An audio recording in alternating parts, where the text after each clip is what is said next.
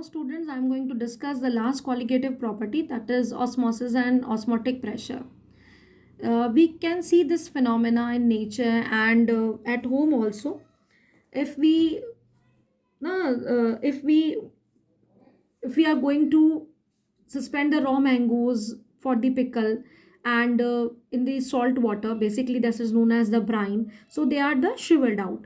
When we put RBC and the saline water, they becomes collapse. So there are so many examples of osmosis we can see around us. So basically, if we write a definition of osmosis, so what is the definition of osmosis, students? It is a phenomena. It is a phenomena of the flow of solvent molecules through a. It is a phenomena of the flow of solvent molecules through a semi-permeable membrane. I tell you about this. This is SPM. I write it down. This is known as S for semi. P means permeable. M for membrane. This is known as semi-permeable membrane. The phenomena of the flow of solvent molecules through a semi-permeable membrane from pure solvent to the solution is known as osmosis. Okay. Now, what is semi-permeable membrane? Semi-permeable membrane may be natural or may be synthetic. Basically, it contains a network of holes or pores which allows smaller particles to grow from this side to this side but hindered the larger molecules. So I'll write it here that semi-permeable membrane, the membrane which allows the small solvent molecules like water passage through the holes but hindered the passage of bigger molecules. So we can say the solvent molecules will flow through this membrane from pure solvent to the solution. This process is called osmosis.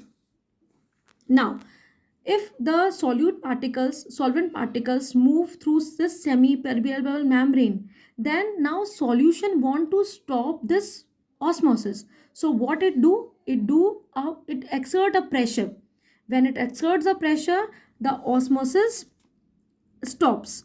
So that pressure is known as osmotic pressure. So we can write the definition also, the pressure that just stops the flow of solvent. The pressure exerts by the solution for the stop of the flow of the solvent is called osmotic pressure of the solution. Students, remember one thing always, that the solvent molecules always flow from lower concentration to higher concentration of solution. It is very much important. Solvent molecules always flow from lower concentration to higher concentration of solution. Okay, now what is osmotic pressure? Basically, we have discussed it, but it depends on the concentration of the solution. The osmotic pressure depends on the concentration of the solution. Okay, so we can say that osmotic pressure is the colligative property because it depends only on the number of the solute. It does not depend upon the identity of the solute. Now, osmotic pressure is proportional to the molarity. Here, molarity is denoted by capital C of the solution at given temperature. So, we can write the mathematical form for dilute solution, that pi, this is known as osmotic pressure, which is directly proportional to C. And we skip this sign of proportionality. We got a constant here that is known as gas constant R. So, pi, that is osmotic pressure, is equals to CRT. Okay, what is molarity? Number of moles of solute divided by volume of solution in liters. So can we replace this C? Can I put the value of C, that is N2 divided by V? What is N2? Number of moles of solute, and V is the volume of solution. So we can write in the mathematical form for dilute solutions that pi is equals to N2 upon V RT. Okay, so can I put this value of pi? in this equation, what I get? Pi is equals to W2. What is W2? Number of moles of the mass it is given by of the solute divided by molar mass of the solute. So W2 divided by M2 into V and then RT over here. So this is the mathematical expression of osmotic pressure. One can calculate the value of M2. If the question needs to ask that calculate the value of M2, then this place of M2, here comes pi. So M2 is equals to W2 RT divided by pi into V. Okay. Now there are basically there are three types of solution. First one is the isotonic, second one is the hypotonic, and third one is the hypotonic solution. First I'm going to discuss the isotonic solution. Basically the two solution having same osmotic pressure.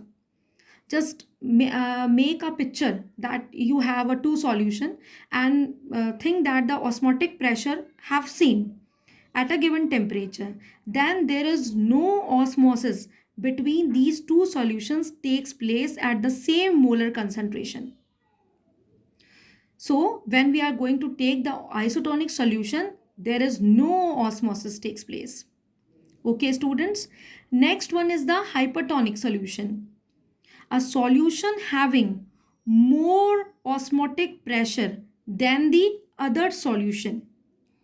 Just remember, a solution having more osmotic pressure than the other solution is called hypertonic solution. Okay, suppose we have a cell. Uh, its a concentration is 10% salt is there, and the outside the concentration of the salt is 20%. So the concentration of the outside cell is higher than the inside cell. So the cell becomes shrink. Just remember this thing. Okay, if suppose I'll draw here a diagram. In this beaker I'll take a cell. This cell contains 10% salt. Okay, and the outer side contains 20% salt. So the concentration is higher from outside, obviously. Then the cell becomes shrink. Cell कैसी हो जाएगी? Shrink हो जाएगी. Okay, next one is the hypotonic solution. A solution having less osmotic pressure than the other solution is called hypotonic solution. Same here. Suppose we have the concentration of the salt is high, the outside is higher and the inside is low. Sorry, inside is low, higher, and the outside is low. So what? The cell becomes swell. So in the isotonic solution, there is no osmosis takes place, but in the hypertonic solution, the cell becomes shrink, and in the hypotonic solution, it swells up. Okay, now there is another type of osmosis is there in your course, that is known as students reverse osmosis. So if a pressure larger than the osmotic pressure is applied to the solution side, suppose we have a two containers. Okay, in the previous video we have discussed this. Okay, so what is going on students? Basically if we a pressure larger than the osmotic pressure is applied to the solution side, if we applied an external pressure to the solution side, now the pure solvent flows out the solution through the semi permeable membrane. Now the pure solvent flows out the solution through the semi permeable membrane. This phenomena is called reverse osmosis. You can say the direction of osmosis can be reversed. If a pressure larger than the osmotic pressure is applied to the solution side, now the pure solvent flows out. Obvious सी बात है, अगर आप solution की तरफ से pressure generate करोगे तो जहाँ पर सॉल्वेंट मॉलिक्यूल था वहाँ से जो पार्टिकल्स हैं वो बाहर की तरफ निकल जाएंगे through the semi-permeable membrane. This phenomena is called the reverse osmosis. Suppose when a pressure higher than the osmotic pressure of the sea water is applied, pure water passes through the semi-permeable membrane. leaving dissolved salt ions and other impurities behind. So this is all about, students, the osmosis and osmotic pressure. To justify this, I am going to take an example. Students, I am going to take an example, that is example number 2.11 of your NCRT, which is based on this colligative property, osmosis and osmotic pressure. 200 centimeter cube of an aqueous solution of a protein contains 1.26 gram of the protein. The osmotic pressure of such a solution at 300 Kelvin is found to be. In this question, what are the things are given to us? Just write it down. It's very much important. That is 2.57 into 10 raised to the power minus 3 bar. Calculate the molar mass of the protein. It is very simple question. Sometimes in the board, the question directly asks about the osmotic pressure, or we can say the molar mass of the solute. So what are the things are given to us? The given things are, first of all, pi is given to us, that is 2.57 into 10 raised to the power minus 3 bar. Okay, V is giving to us, that is 200 centimeter cube, and we have to convert this centimeter cube into liters. So what I have to do? Yes, 2.00 liters, 0.200 liters. T is giving to us, that is how much? 300 Kelvin. And R, we all know that 0.082, we can say 83 also. 82 की जगह 83 भी कर सकते हैं. Okay, now liter, the unit is in liter. Bar, mole inverse, and Kelvin inverse. Okay, now I'm going to put values in this equation which we have talked. Okay, now from this, by putting this formula, by putting the values of this question in this formula, we can easily calculate the M2.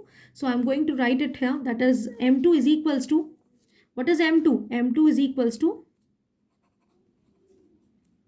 W2 RT divided by pi into V. Now when we are going to put these values in this formula, we can easily calculate the value of M2. Here what we have to write? W2. What is W2?